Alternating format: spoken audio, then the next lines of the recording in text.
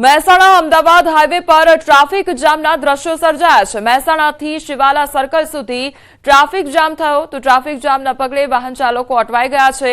સવારના પહોરમાં જ ટ્રાફિક જામની સ્થિતિથી વાહન ચાલકો હેરાન પરેશાન થઈ ગયા છે। આ હાઈવે ઉપર બે બ્રિજના કામ ચાલતા હોવાથી ટ્રાફિક જામની સમસ્યા સર્જાતી રહે છે। જૂનાગઢના માણાવદરમાં આખલા યુદ્ધ જોવા મળ્યું। શાક માર્કેટ પાસે આખલાઓએ મચાવી છે ધમાલ। શાકભાજીની દુકાનમાં આખલાઓ ઘૂસ્યા અને આખલા યુદ્ધથી લોકોમાં નાસભાગ મચી જવા પામી છે। શાકભાજીની દુકાનમાં નુકસાન પહોંચ્યું છે તો આખલા યુદ્ધના કારણે લોકો હેરાન પરેશાન થયા છે। રખડતા ઢોરને પકડવા માટે તંત્ર જાણે નિષ્ફળ નીવડ્યું હોય તે પ્રકારની પરિસ્થિતિ જોવા મળી રહી છે। તો ઢોરોનો ત્રાસ જોવા મળી રહ્યો છે અને આ સાથે જે વેપારીઓની દુકાનો ત્યાં આગળ આવેલી છે તેને પણ મોટા પાયે નુકસાન વેઠવાનો વારો આવ્યો છે। તો આખલા યુદ્ધને કારણે જે આસપાસના લોકો છે તેમનામાં ડરનો માહોલ સર્જાયો છે। તો રખડતા ઢોરોનો ત્રાસ કેટલાય વખતથી જોવા મળી રહ્યો છે તેમ છતાં પણ તંત્ર દ્વારા કોઈ કામગીરી ન કરવામાં આવી રહી હોય તે પ્રકારની પરિસ્થિતિ અહીંયા જોવા મળી રહી છે। તો શાક માર્કેટના આ દ્રશ્યો છે કે જ્યાં આગળ આખલા યુદ્ધ સર્જાયું અને ઢોરોનો આતંક જોવા મળી રહ્યો છે। બીજી તરફ જે વેપારીઓ દ્વારા ત્યાં શાક માર્કેટમાં શાક વેચવામાં આવતું હોય છે તેમને પણ ભારે નુકસાન વેઠવાનો વારો આવ્યો છે। આ સીધા જે જૂનાગઢ શાક માર્કેટના દ્રશ્યો છે કે જ્યાં આખલા યુદ્ધ સર્જાય છે અને બે આખલાઓ બાખડતા જે શાકભાજીની લારીઓ લઈને ત્યાં આગળ જે શાકભાજી વિક્રેતાઓ ઊભા હતા તેમને પણ મોટું નુકસાન વેઠવાનો વારો આવે છે કારણ કે તહેસ નહેસ આ શાકભાજીની લારીઓને આખલાઓ દ્વારા કરી દેવામાં આવે છે। અને બીજી તરફ અહીંયા કામગીરી ઉપર પણ અનેક સવાલ થઈ રહ્યા છે કારણ કે અવારનવાર આ પ્રકારના દ્રશ્યો સર્જાતા હોય છે।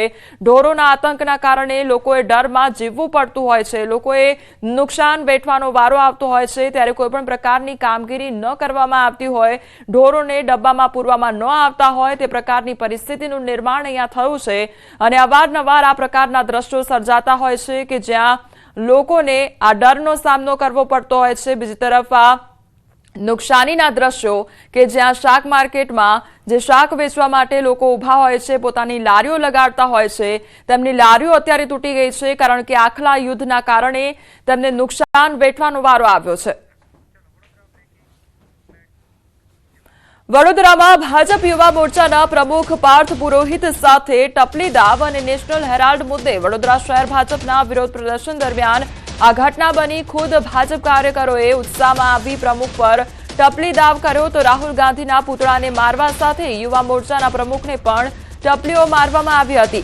માર ખાતા યુવા મોરચાના પ્રમુખ પાર્થ પુરોહિતના વિડીયો વાયરલ થયા છે તો ખુદ યુવા મોરચાના જ કાર્યકરોની પ્રમુખ પર ટપલી દાવ કરી દેતા આશ્ચર્ય સર્જાયું અને ગઈકાલે સાંજે અકોટા દાંડિયા બજાર 4 રસ્તા પર આ કાર્યક્રમ યોજાયો હતો અને ત્યારબાદ આ ટપલી દાવ કરવામાં આવ્યો તે અંગેનો વિડીયો પણ વાયરલ થઈ રહ્યો છે। સંવાદદાતા હાર્દિક અમારી સાથે જોડાઈ ગયા છે। હાર્દિક, એક તરફ નેશનલ હેરાલ્ડને લઈને જે વિરોધ કરવામાં આવી રહ્યો છે, બીજી તરફ આ ટપલી દાવનો વિડીયો સામે આવ્યો છે, શું અપડેટ તેને લઈને? બિલકુલ જયારે આ ઘટના બની ત્યારે હું પોતે ત્યાં હાજર હતો અને જયારે ભાજપના યુવા મોરચાના કાર્યકર્તાઓ પુતળું લઈને ત્યાં આવ્યા ત્યારે તેઓ વધારે પડતા ઉત્સાહમાં આવી ગયા હતા। રાહુલ ગાંધીના પુતળાને ટપલી મારવાની હતી પરંતુ જાણતા અજાણતા અથવા તો જાણી જોઈને કરેલી આ ભૂલ કહી શકાય। જે ભાજપના યુવા મોરચાના કાર્યકર્તાઓ છે તેમને ખુદ તેમના પ્રમુખને ટીપી નાખ્યો હતો। અકોટા દાંડિયા બજાર બ્રિજ ખાતે ગઈકાલે સાંજે લગભગ 6 વાગ્યાની આસપાસ આખો કાર્યક્રમ યોજાયો હતો। નેશનલ હેરાલ્ડ મુદ્દે રાહુલ ગાંધી સોનિયા ગાંધીનો વિરોધ કરવાનો હતો પરંતુ આ વિરોધના વચ્ચે જે યુવા મોરચાના પ્રમુખ છે પાર્થ પુરોહિત તેમને પોતાના જ કાર્યકર્તાઓના હાથે માર ખાવાનો વારો આવ્યો હતો। જોતજોતામાં આ જે વિડીયો છે તે આખા વડોદરા શહેરમાં વાયરલ થઈ રહ્યો છે અને એક સ્થળે એવું છે કે લોકો જે છે તે ભાજપના કાર્યકર્તાઓને ટીકા કરી રહ્યા છે તો બીજા સ્થળે એવું છે કે આ જે વિડીયો વાયરલ થઈ રહ્યો છે તેને આખા વડોદરા શહેરમાં હાસ્યનું મોજું જે છે તે ફેરવી દીધું છે। હાર્દિક, અહીંયા સવાલ એ પણ થઈ રહ્યો છે કે એવી તો કયા પ્રકારની પરિસ્થિતિ સર્જાઈ હતી કે કાર્યકરો આટલા બધા ઉશ્કેરાઈ ગયા અને ટપલી દાવ કરી દીધો? બિલકુલ જો આ દ્રશ્યો જોવા જઈએ અને જે કાર્યક્રમ હતો એ જોવા જઈએ તો આને ઉશ્કેરણી તો ના કહેવાય પરંતુ આ જે ઉત્સાહ કહેવાય, આ જે કાર્યકરો છે તેઓ એ હદે ઉત્સાહમાં આવી ગયા હતા કે જ્યાં રાહુલ ગાંધીનું પુતળું હતું એની બિલકુલ આગળ જ યુવા મોરચાના પ્રમુખ પાર્થ પુરોહિત પણ હાજર હતા અને કાર્યક્રમમાં મોટી સંખ્યામાં કાર્યકરો હાજર હતા। પોતાનો રોષ વ્યક્ત કરવાનો હતો પુતળા પર, પરંતુ જાણતા અજાણતા મેં કીધું પ્રમાણે કે જે યુવા મોરચાના કાર્યકર્તાઓ છે તેમને પુતળાને ટપલી દાવ મારતા જે યુવા મોરચાના પ્રમુખ છે પાર્થ પુરોહિત તેના પર પણ ટપલી દાવ જે છે તે કરી દીધો હતો। હાર્દિક, અહીંયા સવાલ એ પણ થઈ રહ્યો છે કે જાણતા અજાણતા કદાચ ટપલી દાવ થયો હશે, પરંતુ વિડીયો ઘણા બધા વાયરલ થયા છે, એટલે સવાલ એ પણ થાય કે શું કાર્યકરોની કોઈ નારાજગી હતી? બિલકુલ થી એ પણ કહી શકાય, કારણ કે પાર્થ પુરોહિત જે છે તે કોઈ દૂધે ધોયેલા નથી, તેમનું ભૂતકાળ જે છે તે ખરડાયેલું છે, એટલે તેમના સામાજિક જે છબી છે તે ખરડાયેલી છે। બીજી વાત કરીએ તો પાર્ટીમાં પણ એવું કહી શકાય કે યુવા મોરચાના જે કાર્યકર્તાઓ છે તેઓ કદાચ પાર્થ પુરોહિતથી નારાજ હોઈ શકે, અંદરના ડખા હોઈ શકે। એના કારણે ગઈકાલે એવું બને કે જે યુવા મોરચાના કાર્યકર્તાઓ હોય તેમને તકનો લાભ ઉઠાવી લીધા હોય અને પુતળાની આડમાં પાર્થ પુરોહિત પર ટપલી દાવ જે કરીને પોતાનો હાથ જે છે તે સાફ કરી દીધો હોય। ગઈકાલે જયારે કાર્યક્રમ થયો ત્યારે આ વાતને તમામ લોકો હળવાશથી લીધી હતી, પરંતુ મીડિયામાં અહેવાલો પ્રસિદ્ધ થતાની સાથે આ જે વિષય છે અને વિડીયો છે તે ચર્ચાનો વિષય બન્યા છે અત્યારે વડોદરા શહેરમાં। હાર્દિક, પાર્થ પુરોહિત પર ટપલી દાવ કરવામાં આવ્યો છે, ઘણા બધા વિડીયો વાયરલ થયા, ઘણા સવાલો કરવામાં આવ્યા, શું તેમના તરફથી કોઈ પણ પ્રકારની સ્પષ્ટતા આપવામાં આવી છે? બિલકુલ પાર્થ પુરોહિત તરફથી અત્યાર સુધી કોઈ પણ પ્રકારની જે સ્પષ્ટતા જે છે તે કરવામાં નથી આવી, પરંતુ એક વાત છે કે ભારતીય જનતા પાર્ટી શિસ્તને વરેલી પાર્ટી હોવાની છબી ધરાવે છે, ત્યારે જો પાર્થ પુરોહિત જયારે પણ ખુલાસો આપશે તો તેઓ એક જ રટણ કરશે કે આ પાર્ટીનો કાર્યક્રમ હતો અને કાર્યકર્તાઓ દ્વારા જાણતા અજાણતા આ પ્રકારની ભૂલ જે છે તે કરવામાં આવી છે। અને મેં કીધું પ્રમાણે કે ગઈકાલનો આ વિડીયો તમે જોશો તો તેમાં પણ જે ભાજપના યુવા મોરચાના કાર્યકરો છે તેમનો ઉત્સાહ જે છે તે અતિ ઉત્સાહમાં પરિવર્તિત થઈ જાય છે અને રિસલના દ્રશ્યો જોઈ શકાય છે કે પુતળા પર શરૂઆતમાં ટપલી દાવ કરવામાં આવે છે અને ત્યારબાદ કેટલાક કાર્યકર્તાઓ જે છે એ હદે ઉત્સાહમાં આવી જાય છે કે પાર્થ પુરોહિત ઉપર જ ટપલી દાવ કરી દે છે। જેમ તેમ કરીને તેઓ ટોળામાંથી બહાર નીકળે છે અને ત્યારબાદ આખો જે પુતળા દહનનો કાર્યક્રમ જે છે તે યોજવામાં આવે છે। જી હાર્દિક, સમગ્ર માહિતી બદલ આપનો આભાર। તો વડોદરાની આ ઘટના કે જ્યાં કાર્યકરો જાણે નારાજ જોવા મળી રહ્યા હોય તે પ્રકારની પરિસ્થિતિ સર્જાઈ હતી અને તેને લઈને અનેક સવાલો ઉદ્ભવી રહ્યા છે। અમદાવાદ એએમસી ફાયર વિભાગને મળશે હવે નવું મિશન અને 95 લાખની કિંમતનું મશીન ખરીદશે એએમસી, તો નદીમાં 200 મીટર સુધી અંદર સર્ચ કરી શકાશે। તો ડીપ ટ્રેકર રોબોટ મશીનની એએમસી ખરીદી કરશે અને 100 કિલોની ક્ષમતાનું વજન ઉપાડી શકશે। Drip tracker under water system કે રિમોટલી ઓપરેટેડ વ્હીકલ એક વસાવવાનું નક્કી કર્યું છે। પરિણામે નદીમાં છેક તળિયે કોઈ પણ વસ્તુ હોય, ડેડ બોડી હોય તો એને તરત જ આઈડેન્ટિફાઈ થાય। આ સંપૂર્ણ મેક ઇન ઇન્ડિયા કોન્સેપ્ટ ઉપર આધારિત છે। અમદાવાદ એએમસી સ્ટેન્ડિંગ કમિટીનો મહત્વનો નિર્ણય અને શહેરના 5 એન્ટ્રી ગેટ અદભુત બનાવવામાં આવશે। પીપીપી મોડલ આધારે બનાવાશે નવા ગેટ, તો એરપોર્ટ, સનાથલ સહિતના ગેટ નવા બનશે। ખૂબ જ સારા રોડ હોય, ફાઉન્ટેનની વ્યવસ્થા હોય, આપણે વાત કરીએ કે ત્યાં આગળ અડગ પેલેસ્ટ્રેન ટ્રેન હોય, ફૂટપાથ હોય અને સંપૂર્ણ ખર્ચો પીપીપી મોડલ પર કરવામાં આવે અને સિટીની સુશોભનમાં પણ વધારો થાય, લોકોને સ્માર્ટ સિટીમાં આવે અને અહેસાસ થાય એવા પ્રકારના એન્ટ્રી ગેટો અને એની એન્ટ્રી લગભગ 1 થી 1.5 કિલોમીટરની બનાવવાનું નક્કી કરવામાં આવ્યું છે।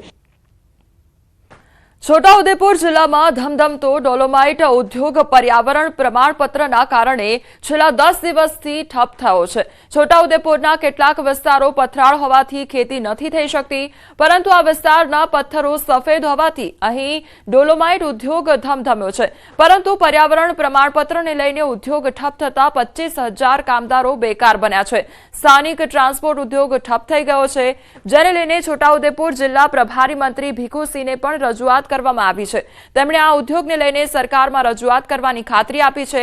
સાથે જ સરકાર આ પ્રશ્નનો સકારાત્મક ઉકેલ લાવશે તેવી આશા પણ તેમણે વ્યક્ત કરી છે। આદિવાસી વિસ્તારમાં બધી માણસો આવેલી છે એ બંધ થઈ ગયેલી છે, એને કંઈ બધા અમારા આદિવાસી લોકો એના પર જ જીવે છે મજૂરી કરીને, ને બીજું કંઈક છોરા ભણાવવા હોય, કંઈક ફી ભરવાની હોય, એ બધું અમને બહુ તકલીફ પડવા લાગી છે। હવે અમારા વિસ્તારમાં ડોલોમાઇટ પથ્થરની ખાણો આવેલી છે, કેટલાક સમયથી ઈસીના કારણે બંધ થયેલ છે. એના કારણે જે અમે રોજગાર મેળવતા હોઈએ છીએ અમારા વિસ્તારમાં તમામ આદિવાસી લોકો છે તો બેરોજગાર થઈ શકે એવી સ્થિતિ આવેલી છે. છોટાઉદેપુરની ખાણો બંધ થવાથી છોટાઉદેપુર નગરની લગભગ 110 ફેક્ટરીઓ બંધ થવાના આરે છે. તેના કારણે છોટાઉદેપુર ટ્રાન્સપોર્ટ ઉદ્યોગ બહુ મરણ પથારીએ પહોંચેલો છે. કેમ કે કાચો માલ ના આવવાથી ફેક્ટરીઓ ચાલી શકતી નથી અને એસીનો કાયદો રદ થયો છે. એના લીધે અમારી માણસો બધી બંધ થવાના આરે છે. આના પર નબતા જે 130 પ્રોસેસિંગ યુનિટ છે એમને માલની શોર્ટેજ પડવા માંડી છે અને આ લીધે જો લાંબા ગાળા સુધી બંધ જશે તો 130 યુનિટો પણ બંધ થઈ જશે અને સાથે સાથે આની સાથે નાના મોટા જેટલા બી ઉદ્યોગો છે એ બધા ઉદ્યોગો બંધ થઈ જશે. ઉદ્યોગ અગત્યનો છે એવું પણ મને જાણવા મળ્યું કે 25 થી 30 હજાર કામદારો બેકાર બની ગયા છે. એટલે બધી રીતે નુકસાન છે. આમાં સરકારને પણ રોયલ્ટીની જે આવક છે એમાં પણ નુકસાન છે. એટલે આમાં જલ્દીમાં જલ્દી કંઈ નિરાકરણ આવે એવો અમે પ્રયત્ન કરીશું. રાજકોટ અમદાવાદ હાઈવે ઉપર જાહેરમાં મારામારી કરવામાં આવી છે અને 5 થી 6 હથિયારધારી શખ્સો દ્વારા હુમલો કરવામાં આવ્યો છે. કિશન દુધરેજિયા સહિતના વ્યક્તિઓ પર હુમલો કરવામાં આવ્યો. 4-વ્હીલર કારમાં પણ કરવામાં આવી છે તોડફોડ. સમગ્ર ઘટના સીસીટીવીમાં કેદ થઈ છે. મયુર બોસરિયા અને તેના પિતા રેવા બોસરિયા સહિતના વ્યક્તિઓએ અગાઉ થયેલ ઝઘડાનો ખાર રાખી હુમલો કર્યો છે. એરપોર્ટ પોલીસ સ્ટેશન ખાતે મારામારી કરવામાં આવી. રાયોટિંગ, જાનથી મારી નાખવાની ધમકી આપવામાં આવી છે સહિતની કલમ હેઠળ પોલીસ ફરિયાદ નોંધવામાં આવી છે. તો જૂના ઝઘડાની અદાવતમાં હુમલો કરવામાં આવ્યો છે અને મારામારી કરવામાં આવી છે. તો આખી ઘટના સીસીટીવી કેમેરામાં કેદ થઈ છે. લાકડીઓ વડે જે ઈસમો હતા તે પહોંચી આવ્યા હતા અને લાકડી વડે હુમલો કરવામાં આવ્યો હતો. ઢોર માર મારવામાં આવ્યો હતો. સંવાદદાતા અંકિત અમારી સાથે જોડાઈ ગયા છે. અંકિત, જાહેરમાં રોડમાં મારામારી કરવામાં આવી, હુમલો કરવામાં આવે છે, શું અપડેટ આખી ઘટનામાં? ચોક્કસ, ખાસ કરીને જે બનાવ બન્યો છે તે રાજકોટ અમદાવાદ હાઈવે ઉપર જે જલારામ હોટેલ આવેલી છે ત્યાં આ બનાવ છે તે 16 તારીખના રોજ સાંજના 4 વાગ્યાના અરસામાં બન્યો હોવાનું છે તે સામે આવ્યું છે. ને 25 વર્ષીય કિશન દુધરેજા નામના વ્યક્તિ દ્વારા મયુર બોસરિયા અને તેના પિતા રેવા બોસરિયા સહિતના 5 થી 6 વ્યક્તિઓ વિરુદ્ધ એરપોર્ટ પોલીસ સ્ટેશન ખાતે મારામારી, રાયોટિંગ તેમજ જાનથી મારી નાખવાની ધમકી સહિતની કલમ હેઠળ ગુનો નોંધાવવામાં આવ્યો છે. સમગ્ર મામલે જો વાત કરવામાં આવે તો કિશન દુધરેજિયાને ફ્રેક્ચર જેવી ઈજા પહોંચી છે, જ્યારે કે તેની સાથે કારમાં રહેલ તેનો મિત્ર છે જયેશ પલાણી, તેને પણ મૂંઢ ઈજા પહોંચી હોવાનું છે તે સામે આવ્યું છે. સમગ્ર મામલે પોલીસને આપેલી ફરિયાદમાં જે કિશન દુધરેજિયા છે તેને જણાવ્યું હતું કે 5 દિવસ પૂર્વે પોતે સીએનજી પંપ ખાતે ગેસ પુરાવા ગયો હતો ને ત્યારે કાર આડી રાખવા જેવી બાબતે બોલાચાલી મયુર બોસરિયા સાથે થઈ હતી અને જે બાબતનો મંદુખ રાખીને મયુર બોસરિયા તેમજ તેના પિતા રેવા બોસરિયા સહિતના વ્યક્તિઓ દ્વારા તેની સાથે ઝઘડો કરવામાં આવ્યો હતો ને સાથોસાથ સીસીટીવીની અંદર પણ સમગ્ર ઘટના સ્પષ્ટપણે જોઈ શકાય છે કે કઈ રીતે હથિયારધારી શખ્સો દ્વારા 2 4-વ્હીલર ગાડીની અંદર આવે છે ને ત્યારબાદ એક સંપ કરીને જે કિશન દુધરેજિયા તેમજ તેનો મિત્ર જયેશ પલાણી છે તેમને માર મારવામાં આવે છે. સાથોસાથ ગાડીના કાચ પણ ફોડવામાં આવે છે, જે ઘટના સીસીટીવી ફૂટેજમાં કેદ થઈ છે. ત્યારે સમગ્ર મામલે એરપોર્ટ પોલીસ દ્વારા જે આરોપીઓ છે તેમની શોધખોળ શરૂ કરવામાં આવી છે. જી અંકિત, આપ જોડાયેલા રહેજો. તો રાજકોટની આ ઘટના કે જ્યાં સીસીટીવી ફૂટેજ સામે આવ્યા છે કે જ્યાં મારામારી કરવામાં આવી છે, જાહેરમાં છૂટા હાથની મારામારી કરવામાં આવી છે. રાજકોટમાં ચાલુ બસમાં દુષ્કર્મની ઘટના સામે આવી છે. રાજકોટની તરુણી પર સ્લીપર કોચમાં દુષ્કર્મની ઘટનાથી ચકચાર મચી જવા પામી છે.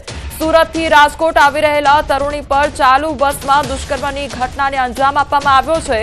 ગીર સોમનાથના વિજય બારડ સામે દુષ્કર્મનો આરોપ લગાવવામાં આવ્યો છે. રાજકોટમાં 0 નંબરથી ફરિયાદ નોંધી ફરિયાદ સુરત મોકલવામાં આવી અને સુરત મહિદપુરા પોલીસ મથક ફરિયાદ મોકલવામાં આવી છે. તો રાજકોટ હોસ્ટેલમાં રહેતી હતી સગીરા આરોપી પણ રાજકોટની હોસ્ટેલમાં કામ કરતો હતો. તરુણી કોઈ કામથી સુરત ગઈ હતી અને વિજય પણ તેની પાછળ ગયો હતો. તો સુરતથી રાજકોટ આવતા દરમિયાન ઘટના બની. તરુણી બ્લેકમેલ કરી ચાલુ બસમાં દુષ્કર્મ આચર્યું હતું. તરુણીનું જે બ્લેકમેલ કરવામાં આવી હતી અને ત્યારબાદ દુષ્કર્મ આચરવામાં આવ્યું હતું. સંવાદદાતા અંકિત ફરી એકવાર અમારી સાથે જોડાઈ ગયા છે. અંકિત, રાજકોટની આ હચમચાવી દે તેવી ઘટના, ચાલુ બસમાં દુષ્કર્મની ઘટનાને અંજામ આપવામાં આવ્યો છે, શું અપડેટ આખી ઘટનામાં?